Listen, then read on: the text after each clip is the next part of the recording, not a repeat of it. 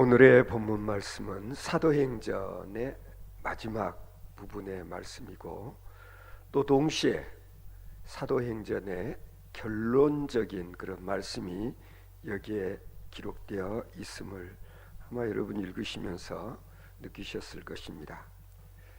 바울 사도는 드디어 복음 들고 로마까지 가게 되었다는 사실, 이게 매우 중요한 의미를 갖는 것입니다. 사도행전의 기록 정신이 또 사실이 그러했다라는 것을 바울 사도의 비서 역할을 했던 누가가 이렇게 기록한 것입니다. 여러분 아시지 않습니까? 사도행전 1장 8절에 보면 예수님께서 부활하신 다음 40여일을 제자들과 함께 계시다가 이제 승천하실 때에 뭐라고 말씀하셨습니까? 오직 성령이 너희에게 임하시면 너희가 권능을 받고 예루살렘과 온 유대와 사마리아 땅 끝까지 이르러 내 증인이 되리라, 그렇게 말씀을 하셨는데 바울 사도를 통하여서 이 말씀이 이제 그대로 이루어지고 있는 것을 볼 수가 있습니다.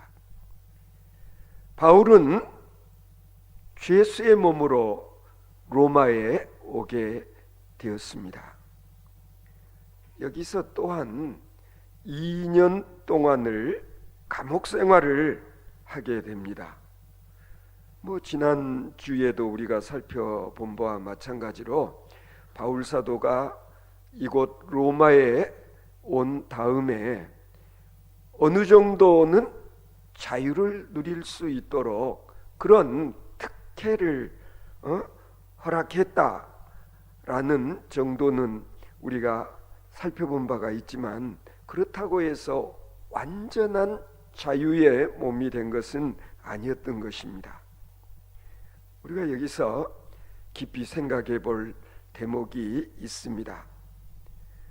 로마에서 재판을 기다리며 지루하게 보내게 되는 이 2년의 감옥 생활은 대단히 중요한 의미를 갖는 것입니다. 똑같은 2년의 세월이지만은 이 바울의 지금 심경은 옛날과는 같지 않습니다. 사도 바울은 로마까지 호송되어 오는 과정에서 얼마나 많은 고생을 겪었습니까? 어떻게 보면은요, 죽을 뻔한 것이 아니라 죽은 것이나 마찬가지였던 그런 일들이 있지 않았습니까? 그런데 하나님의 특별한 그런 은혜 가운데서 살아났고, 그리고 바울 사도 때문에 같이 배 승선에 있었던 모든 사람들이 다 구원을 받았습니다.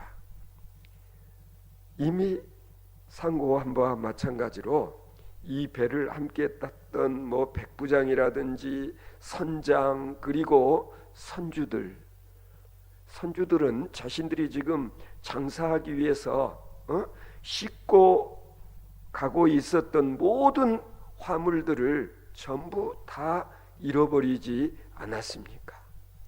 그러나 자신들의 생명을 부지할 수 있었던 것은 전적으로 이 사람 바울 사도가 우리와 함께 이 배에 타고 있었기 때문이다 라는 사실을 그들은 느꼈고, 그리고 그들이 로마에 도착한 다음에 만나는 사람들에게 이와 같은 일들을 간증하듯이 말했을 것입니다.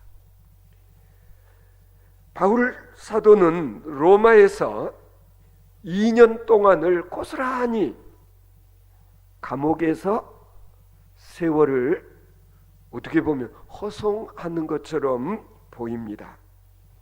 그러나 바울 사도는 이 시간들을 결코 헛되이 보내지 아니했습니다.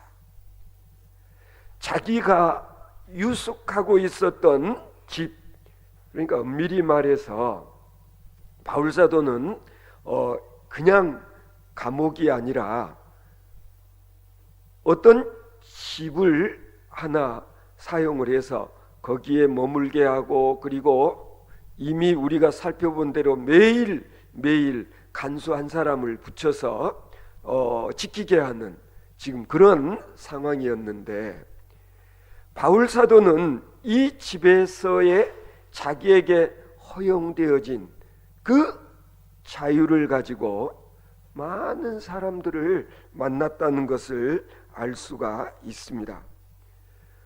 사람들을 집으로 불러 복음을 전했습니다. 바울 사도의 초대를 받았던 사람들 가운데는 유대인들도 있었고, 그리고 또 여타의 사람들을 이렇게 만나는데, 때로는 바울의 소문을 듣고 바울을 만나보려고 찾아온 사람들도 있었다. 이런 정도의 접견을 할 수 있는 그런 자유가 허용되어진 것은 우연이 아니었죠. 함께 배를 타고 온 사람들이 그동안에 있어졌던 일들을 이야기하면서 이분 보통 사람이 아니라고 잘 좀 그렇게 처우를 해달라고 부탁을 했었기 때문이었을 것으로 우리는 추측해 볼 수가 있습니다. 아무튼 바울 사도는 이 집에 머무른 동안에 가능한 한 선교의 방법을 다 동원했습니다. 여전히 손에는 쇠고랑이에 채워져 있었고, 그리고 자유로이 집 바깥 출입이 허용되지는 않았음에도 불구하고 바울은 자신의 그와 같은 상황, 형편, 처지를 불평하거나 아니면 불만스러워하지 않았습니다. 이곳에서는 길이 없다고 그대로 입을 다물고 체념하거나 포기하지 않았습니다. 감옥에 있는 동안 자신이 처해 있는 형편 그대로 선교의 문만큼은 내게 열려 있다, 그렇게 바울 사도가 생각한 것 같습니다. 다시 말씀드리자면은 닫혀 있는 문을 열려고 두드리고 길을 쓰기보다는 현재 열려 있는 그 문, 그 상태를 선교하는데 최대한 활용하고 있는 바울의 모습을 볼 수가 있는 거예요.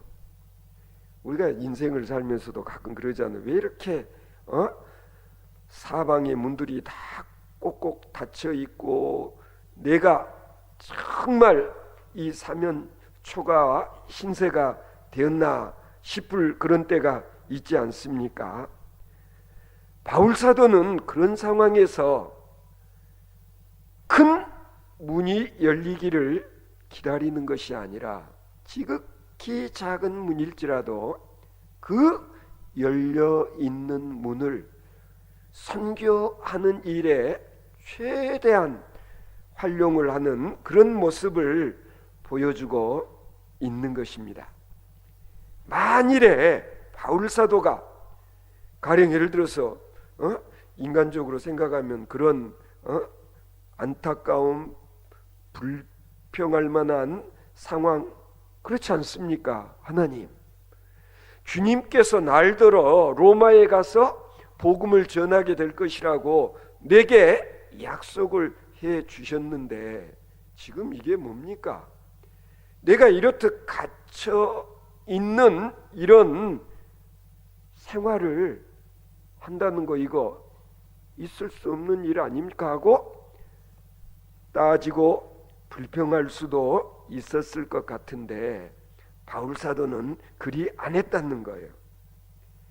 바울 사도는 적어도 지금 자신이 처해 있는 현실에 구애받음이 없이 자신의 가능한 방법을 다 동원해서 전도를 했다는 거예요. 오늘 본문에 몇 가지 나타나 있는데 우선 23절 보면은요, 첫째, 그의 유숙하는 집에 그랬어요. 무슨 얘기예요? 지금 바울 사도가 머물고 있는 그 집에서, 둘째는 아침부터 저녁까지 어느 때든지 자기를 찾아온 사람들을 반가이 만나서 꾸준히 전도를 했다, 그런 얘기예요. 또 한 가지는 23절 계속되죠. 날짜를 정하고 그랬습니다. 무슨 얘기입니까? 날짜를 정하고, 요즘식으로 이야기하자면 나름대로의 스케줄을 잡아가면서 그랬다는 얘기예요. 당신은 내일 아침에 오십시오. 그리고 당신은요, 내일 오후에 만납시다. 그리고 당신 저녁 시간에 오면 좋겠습니다. 뭐 이런 식으로 이렇게 스케줄을 조정해 가면서 하루 종일 사람들을 만나고 그들에게 복음을 전하는 그런 일을 했다는 것 아닙니까? 뿐만이 아닙니다. 여기서 가장 중요한 바울 사도의 전도의 특징은 뭐였냐 하면 담대히라는 말이에요. 30절 31절에 보면 자기에게 오는 사람을 다 영접하고 담대히 하나님 나라를 전파하며 그랬어요. 여기서의 이 담대함이라고 하는 것, 이 용기가 진짜 필요하고 중요한 것입니다.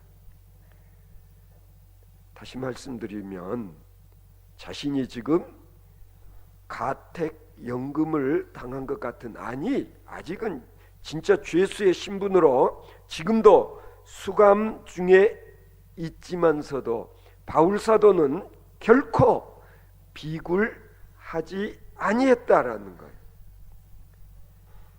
하나님께서 자기를 이렇게 감옥에 쳐놓고서 2년 동안이나 썩힌다고 해서 불만을 갖지 아니했다라는 그런 얘기인 것입니다.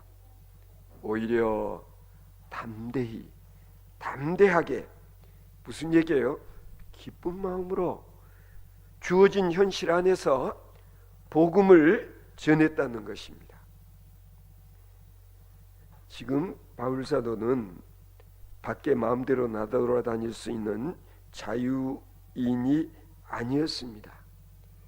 자신에게 주어진 조그마한 자유, 그리고 어떻게 보면은요, 사실은 위험한 상황 아닙니까? 지금 한치 앞을 가늠하기 어려운, 당장에 자신이 어떤 상황에 처해질지도 모르는 그런 가운데 바울 사도는 이미 목숨 내걸고, 다시 말씀드리자면 순교를 각오하고 복음 전하는 일에 눈치를 본다든지 아니면 살인다든지 그런 일이 없이 담대하게 복음을 전했다는 거예요. 어쩌면 로마까지 오는 과정에서 그는 이미 죽었던 사람이다, 그렇게 말할 수도 있죠. 그러나 그런 어려운 고비와 고난을 겪는 과정 속에서 어떻게 보면 전도인으로서 선교할 수 있는 선교사로서의 그런 담력이 커지지 않고서야 어떻게 이런 모습을 보여줄 수 있었을까? 지금 로마까지 호송되어 와서 이런 생활을 하고 있는 그는 어쩌면 죽임을 당할 수도 있는 그런 상황 아니었습니까? 그러나 바울 사도는 전혀 구애받음이 없이 담대히 복음을 전했다고 그렇게 지금 누가는 기록을 해놓고 있습니다.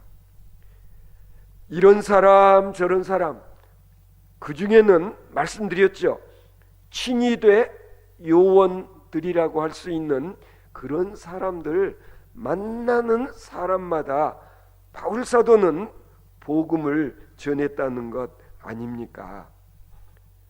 그는 조금도 가만히 있지를 않았던 것 같습니다.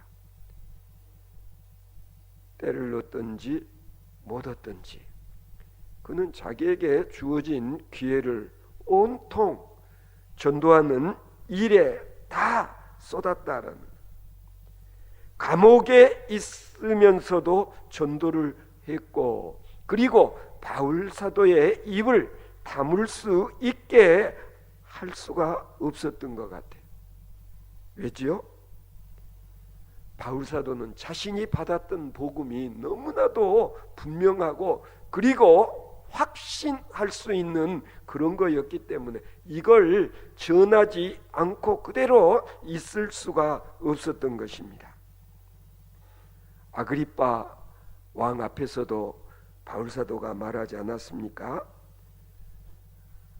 모든 사람이 다 나와 같기를 바랍니다. 베스도 총독, 아그리빠 왕, 당신네들도 나와 같은 사람이 되기를 바랍니다. 무슨 얘기예요? 예수를 구주로 믿고 예수를 구주로 영접하고 그리고 구원받을 수 있는 그런 사람들 되어질 수 있기를 바랍니다. 그 점에 있어서는 나 같은 사람이 되어지기를 바랍니다. 바울 사도에게는 그와 같은 간절한 마음이 있었던 것입니다. 그러니까 자나깨나 그저 이 복음을 한 사람에게라도 더 전하고 싶은 그런 열망이 지금 바울 사도에게 있었다는 거예요. 우리가 이 본문 말씀을 읽으면서 바울 사도가 전하고 싶어 했던 복음의 핵심 두 가지가 있었다는 걸 알 수가 있어요. 바울이 전하고 싶어 했던 메시지, 첫째는 무엇일까요? 하나님의 나라, 하나님의 나라, The Kingdom of God. 그는 복음에 대한 것을 하나님 나라의 차원에서 사람들에게 전하기를 원했다, 그런 뜻이에요. 다시 이야기하자면은 요즘으로 정치적인 그런 나라도 아니고 어떤 민족주의적인 그런 나라도 아니고, 바울 사도가 관심을 갖는 것은 뭐냐면 종말론적이고 그리고 우주적이고 세계적인 그리고 신령한 하나님의 나라, 그걸 다른 사람들에게 전하고 그리고 알게 해주기를 바랬었다, 그런 얘기예요. 지금 하나님의 나라가 우리에게 다가오고 있습니다. 그러므로 여러분들은 하나님 나라의 백성이 되어야 합니다. 하나님 나라의 시민권자가 되어야 합니다. 하나님 나라에 여러분 들어가야 됩니다, 그 얘기예요. 그걸 요즘에 또 다른 말로는 뭐라 하지? 불신지옥 예수천당. 여러분 믿지 않으면은요 지옥 갑니다. 믿어야 됩니다. 예수님 믿어야 여러분 천국 갈 수 있습니다. 그게 바로 바울 사도 메시지의 핵심 가운데 하나였어요. 세례 요한이 그리했듯이 예수님이 그리했듯이. 다음 두 번째 메시지는 뭐냐? 바울 사도는 그리스도를 증거하고 싶어 했다. 예수는 그리스도시다. 예수는 메시아다. 예수는 하나님의 아들이시다 라는 사실을 전파하고 싶어 했다는 거예요. 즉 그리스도, 그에 의해서 이룩되어지는 메시아 왕국, 그걸 사람들이 깨달아 알 수 있게 되기를 바랬던 것입니다. 그러니까 바울 사도 메시지의 핵심은 뭐냐? 그리스도 중심적인 메시지, 예수 그리스도, 그거예요. 오늘 보면 23절을 보시면은요, 모세의 율법과 선지자의 말을 가지고, 여기서 율법과 선지자라는 이 말은 실은 구약 성경의 별명이라고 할 수 있는 별칭이에요. 그러니까 구약을 다른 말로 이야기하자면 율법이고, 그리고 선지들의 애언, 그런 뜻 아니겠습니까? 우리가 성경을 크게 구약과 신약으로 그렇게 나누는데, 이스라엘 사람들이 가지고 있는 성경이라고 하는 것은 율법서 그리고 애언서, 이게 바로 율법이라고 불리우는 성경 아니었습니까? 그런데 바로 그 구약 성경에서 애언되어졌던 메시아 그리스도가 바로 예수다라는 사실을 바울 사도가 지금 증거하고 싶어하고, 이게 바울 사도 메시지의 중요한 키워드 가운데 또 다른 하나였다라는 거예요. 여기에서 중요한 문제가 있습니다. 사도 바울은 이렇듯 수없이 많은 사람들에게 이와 같은 복음을 전했는데, 여러분, 우리가 지금도 보면은요, 요새도 새벽기도 때 우리가 가끔 큐티하면서도 그런 얘기를 합니다마는, 참 성경, 요새는 지금 요한 1서를 우리가 새벽에 제가 강의를 하고 왔는데요, 어쩌면 이런 글을 그리고 간단 명료하게 사랑이 무엇인지, 하나님 사랑, 하나님은 사랑이시다 라는 그런 주제를 이렇게 잘 설명할 수 있을까? 성령의 역사심과 도우심이 없이는 그 어떻게 보면 배움도 많지 않았던 예수의 제자들이 이런 기록을 2000년 전에 기록해 놓을 수 있었다는 것에 대해서 감탄하고, 그리고 놀라워하지 않을 수가 없는데요.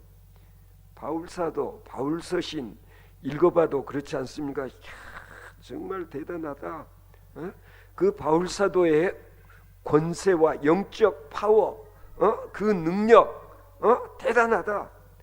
그런데 바울사도는 한때는 자기가 그렇게 자랑스러워했고, 그리고 자부심이 대단했던 그였지만, 지금은 그 모든 것 다 내려놓고 이제는 방금 전에 말씀했던 그와 같은 복음을 전하는 일에 자기의 생명, 목숨을 걸었다라는 것 아니에요. 그런 열정, 그런 사명감을 가지고 말씀을 전하는데 결과는 어떠했는가? 이게 중요한 거예요. 그런 영적 능력, 학식 대단했던 바울사도가 스케줄을 잡아가면서 밤낮으로 만나는 사람들에게 복음을 전했는데 결과는 어떠했는가? 이걸 우리가 눈여겨봐야 돼요. 24절 한번 보시면은요, 그 말을 믿는 사람도 있고 믿지 아니한 사람도 있어 그랬습니다. 여러분, 바울사도가 복음을 전하면 말씀을 듣는 사람마다 복음을 받아들이고, 그리고 회심하고, 그리고 그리스도인이 되었다 라고 기록을 할 수 있었으면 얼마나 좋았을까. 그런데요, 누가는 솔직히 기록을 해놨어요. 엄청난 능력의 소유자였던 바울사도가 그렇게 열심히 복음을 전했지만 복음을 들은 사람들은 믿는 사람도 있고 안 믿는 사람도 있었다 라고 솔직히 기록해 놓고 있지 않습니까? 여러분, 이것은요 우리에게는 큰 위로가 아닐 수 없어요. 내가 열심히 설교를 하고 내가 열심히 강해를 할 때에 듣는 사람들이 다들 막 고개 끄덕끄덕 하면서 우리 지민이 엄마처럼, 예? 그리고 그냥, 예? 아멘 아멘 다 하고 막 은혜를 받고 그러면 얼마나 좋겠어요. 그런데 아니라는 거예요. 바울 사도와 같은 사도가 복음을 전해도 믿는 사람이 있고 안 믿는 사람이 있더라. 그러므로 우리가 전도를 하면서 낙심하거나 실망할 필요가 없다. 다음 주에요 우리 교회 좀 같이 나갑시다. 교회 나오세요. 교회 다니십시오. 그러면은 그래요, 나도 실은 교회 나가려고 늘 마음 먹고는 있었는데 지금까지 못 나갔지만 다음 주에 나갈게요.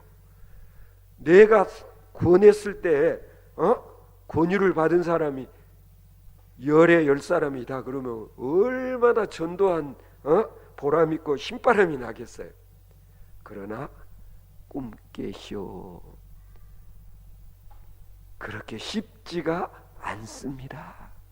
심지어는 바울 사도가 복음을 전하고 전도를 해도 믿는 사람도 있고 안 믿는 사람도 있었다라는 건 뭐냐면요, 그때나 지금이나 마찬가지라는 얘기예요. 그래서 오늘 본문을 보면은 그렇지 않아요. 이사야 선지의 말씀을 인용하지 않아요.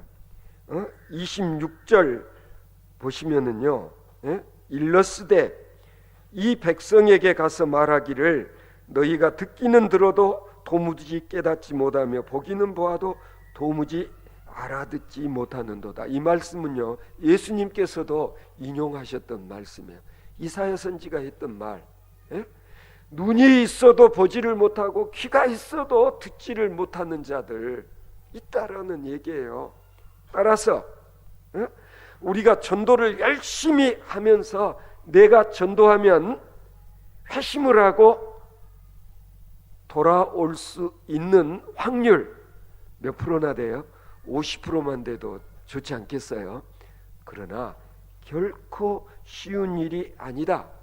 따라서 내가 열심히 전도를 하면서도 가시적인 성과, 열매가 손에 잡히는 게 당장 없다 할지라도 낙심하지 말아라. 실망하지 말아라. 심지어는 바울 사도와 같은 막 기적을 행하는 영적 능력의 소유자가 복음을 전해도 믿는 사람은 믿고 안 믿는 사람은 안 믿었다는. 그래서 바울 사도 보면은 여기서 이사야 선지의 이 말씀을 인용하고 있잖아. 이게 바로 어떻게 보면 누가가 기록을 이렇게 해 놓을 수도 있었을 거예요. 여러분, 전도하고 상대방이 부정적인 반응을 보인다 할지라도 여러분 낙심하거나 실망하지 마시고, 가령 우리가 해야 할 일은 마음의 텃밭에 말씀의 씨앗을 뿌리는 것은 우리가 하지만은 어때요? 그게 싹이 나고 자라서 꽃이 피고 열매가 맺는 것은 내가 책임질 일이 아니다. 그렇잖아요. 그건 주님께서, 하나님께서, 성령님께서 역사하심으로 인하여서 되어질 일이다, 그런 뜻이에요. 이미 옛날부터 하나님께서 말씀하신 바입니다. 귀가 어두워지고 눈이 어두워져서 구원받지 못할 사람은 있다. 우리가 보면은요 그렇잖아요. 10년, 20년 때로는 교회는 나오지만은 교회에 나온 사람들이 다 구원을 받는다? 아니다. 예수님께서 주여 주여 하는 자마다 다 하나님 나라에 들어가는 것 아니다라는 얘기. 그래서 진실로 마음속에서 우러나오는 신앙 고백이 아니라 그냥 건성으로 입으로만 주여 주여 하는 그런 믿음의 소유자 신앙 아니어야 된다라는. 오늘 본문 보면 28절, 그런즉 하나님의 이 구원을 이방인에게 보내신 줄 알라 그랬습니다. 요건 무슨 말 끝에 이런 말을 했을까요?